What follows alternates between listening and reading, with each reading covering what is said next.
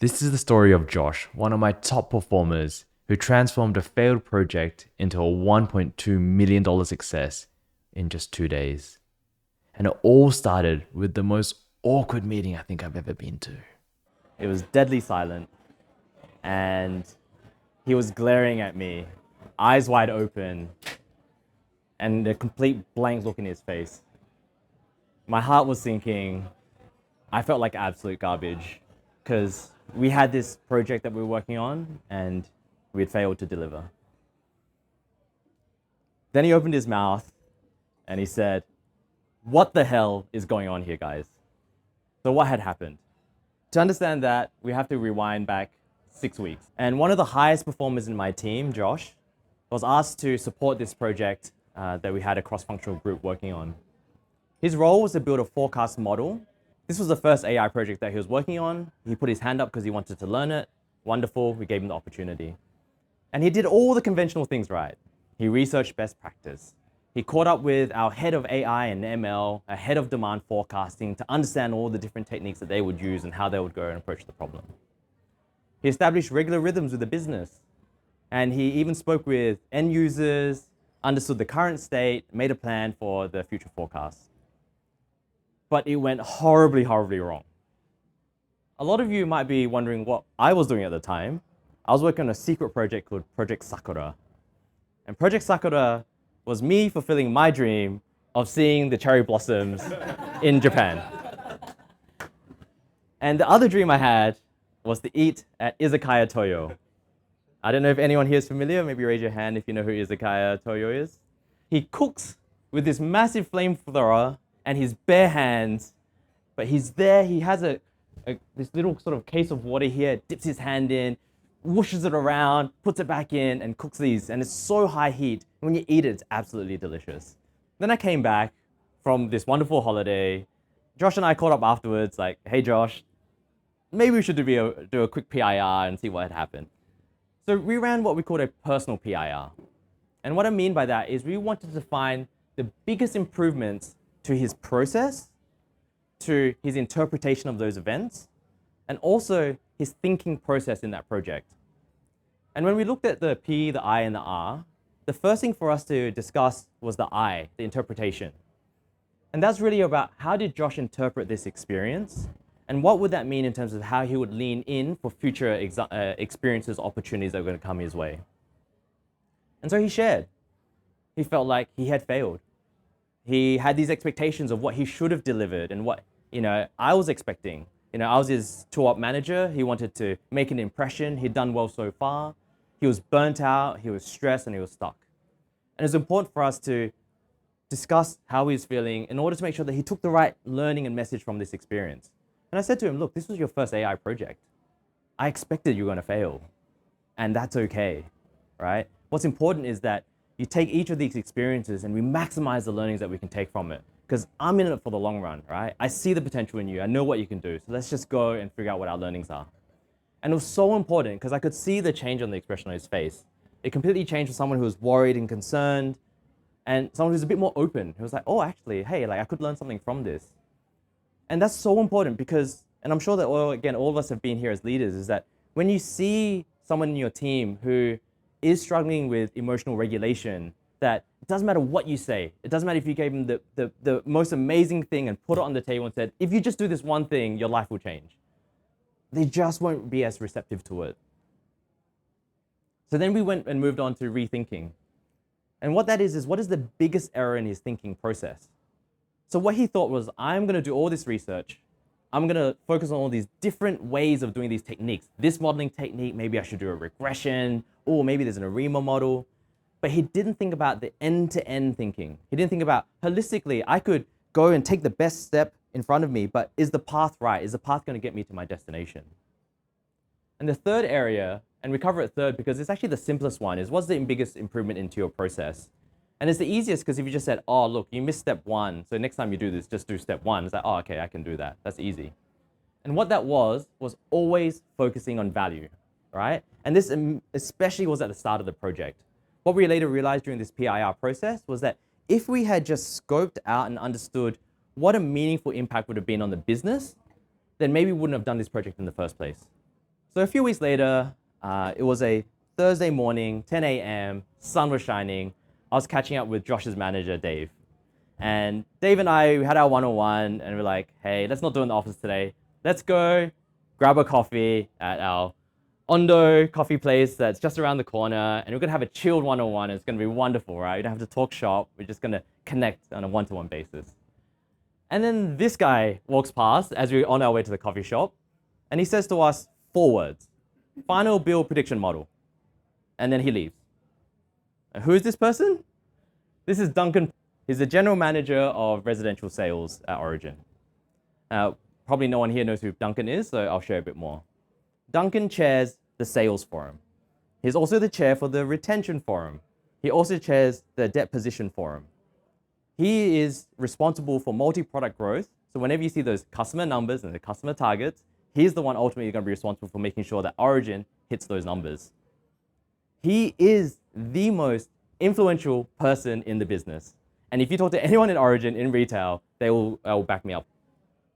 So how is it that we as an org sort of relate to Duncan? So my boss, group manager of advanced analytics, Mudit, reports into our CTO, James, who has a dotted line into our executive, John Briskin. This guy's really important. We got a 4-word requirement. And so I looked at Dave and I was like, this? And then Dave looked back at me, he saw that, he was like that? And we were like, what should we do? Like, what would you do, right? You've got this project, you've just had a team member who struggled with the project, they just rolled off, but maybe this might be a good opportunity for them. But this is also for the most important stakeholder in the business. And for Origin, and even now at this point in time, debt position is extremely important. It's one of the key priorities for the business. So what would you do? Well, we lent in, we're like, hey, let's just get all the crew together and let's go and do it. So Dave, Josh, myself, we're like, let's get a Miro board out. And instead of just jumping in, we're actually going to think really carefully about those learnings that we discussed with Josh. How do you always add value, right? How do you apply end-to-end thinking? So we actually brainstormed, we thought about all the different value add. And I've bolded certain ones on here. Things like, what would Duncan prefer, a waterfall or agile results? And we talked about that. Do you want that 6-week long sort of time frame, or are you just going to try and iterate and deliver value? How would Duncan like to stay updated? That's super important. He's a key stakeholder. He doesn't want to think that we're just twiddling our thumbs doing nothing. Is the focus on prevention or treatment? So someone receives a final bill. Are we trying to go, well, they didn't pay that final bill. Was there something that happened? Maybe they didn't get the bill. Or was it treatment? Okay, they didn't pay the final bill. What are we going to do afterwards? That was really important because we would solve these problems fundamentally differently. And what is the current process? For us to try to add value, we need to understand what the current state is. These were the 4 questions we actually put forward to Duncan as a result of this process, and we got the project greenlit. Then came the kickoff meeting. We had to catch up with the collections team, whole bunch of different parts of that business. There's a debt collections agency team, there's analysts in the team, there's a head of collections. And for me, kickoff meetings and cross-functional meetings are the bane of my existence. And the reason I say that is all the stuff you see on the left here. And please, just give me a nod or something if you suffer from this as well when you attend these meetings. Why am I here? What is the objective? What is the context? How many hours is this? I'm gonna maybe give 2 minutes of feedback in this. Do I even need to be a part of this whole entire meeting? Am I even the right person from my team? You invited me because I have some analytics or AI in my title and therefore I should be here. We apply the same principles. Value add, end-to-end thinking. Right? What is value add? How can we make sure that the people in the room need to be there? How do we make efficient use of their time? How do you make sure that they feel like they were valued and that we're going to value their feedback in that process as well? So this is what Josh did. He built out this Miro board, and this is the actual Miro board. And he talked to these key areas in that meeting. We booked an hour meeting, about 7 people there. The why. Why are we doing this? The how. How are we approaching this problem? What are our measures of success? What is the model going to look like? What are the test considerations? How do you measure that A/B testing? Is it going to be successful? Is it not? And therefore, from that result, what are we going to do in terms of productionizing this ongoing? All right? What are any risks and concerns? What are the next steps? All of these little orange post-its that you see here are all the feedback given by those 6-7 core members in that meeting. We scheduled this meeting for an hour, right? That's probably not even enough time for a kickoff meeting. We cleared this in 45 minutes. And we came up with a deployment date. So then Josh went away. He went and created the model, which was super simple because The model that you saw we presented there, because we needed to do some initial analysis to show, hey, like there could be uplift if we did this. He already created a one variable, very simple model. Probably the best predictor is like, have you paid bills in the past? And if you have paid bills in the past, well, you probably were an honest person. You just forgot or didn't pay it for some reason.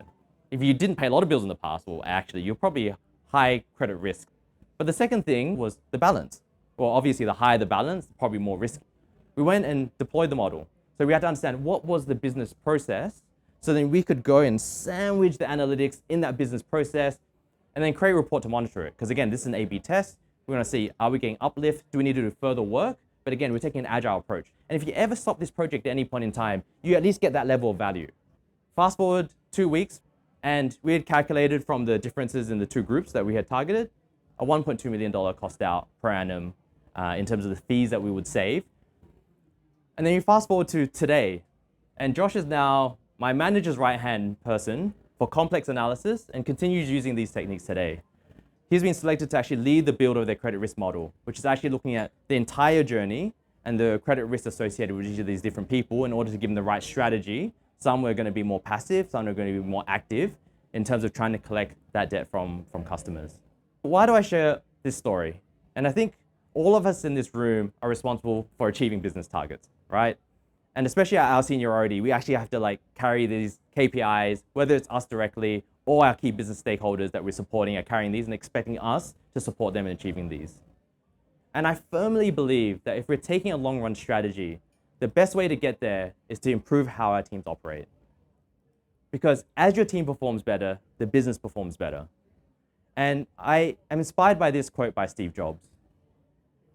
I noticed that the dynamic range between what an average person could accomplish and what the best person could accomplish was 50 or 100 to 1. Given that, you're well advised to go after the creme of the creme. A small team of A+ players can run circles around a giant team of B and C players. And so I want to put this slide up here because what this slide for me is trying to put what I mentioned into practice. And what I have here is the critical decisions we made along the way on that project. In the middle is the key decision point. How do we do a PIR? How do we manage a setback? Now I'll talk about if you do a PIR well, what happens for your teams is that they can grow from experience. And if you do it poorly, they're going to keep carrying the same problems.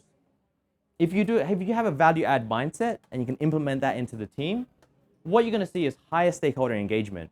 Because when you work with those stakeholders, they're like, it's so easy. You know exactly what I'm after. You package it in a way that I like it. You're not wasting my time. Versus the lower stakeholder engagement when you're not doing it well. And that's like, why am I at this meeting? You know, should I have been here? Like I gave the feedback, are you even gonna use it? Like I didn't get value, you didn't get value. And then you see people backing away. People who used to support you, attend these meetings, slowly not attending, or they send their delegates. These are all signs that you're not value adding for these people. And so for me, you know, I had to make a decision a couple of months ago of whether or not I wanted to move on from Origin. I didn't take this decision lightly. I've been lucky enough to have a co-founder who has helped me to become my best self over the last 6 to 7 years. Investing in me, where we talk on average once per day, where he's always just trying to find this incremental improvement. Maybe I'm thinking about something in a way that is not helping me to achieve my goals. And I've seen the impact that's had on my life. And then 2 years ago, we're like, let's try and do this thing full time. We started a coaching business. Although it didn't work out, what I took from that experience completely changed how I led my team. I was able to lean into uncomfortable conversations I couldn't in the past. I was able to see things I couldn't see before, and I led my team completely differently. What I realized is the impact that you can have not only on their work, but how they see themselves in their lives. And that for me was moving enough to say, why am I doing this at such a localized level, which I find so important, but I'm sure other people are struggling through the same things that my team struggled through, right? Whether it's around emotional self-regulation, whether it's around techniques and strategies or tactics, whether it's ways of thinking about how to solve a problem. And that's the reason why I've gone and focused to run a training company to help teams to upskill in this area. So if you're keen to connect, I've put my LinkedIn there. Would love to have a chat because I really think that like the biggest source of untapped potential is really human potential. It's not Airbnb with all these extra houses and cars, you know? And that 50 to 100 to 1, like I'm sure that you've seen it, right? Where you see just your best players are just somewhere in another realm. And I don't want to be taking the Steve Jobs approach of finding A+ players. I think every C player could be a B player, or B player could be an A plus player. If you want to be an A plus player, I want to be there backing you to get you as high as you can go. Thank you.